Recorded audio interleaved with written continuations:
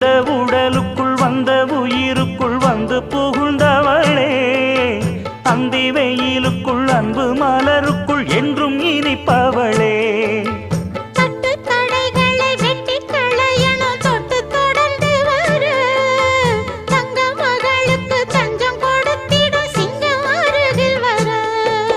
சின்னஞ்சிறு நெஞ்சுக்குள்ளே என்ன என்ன சேதிகளோ,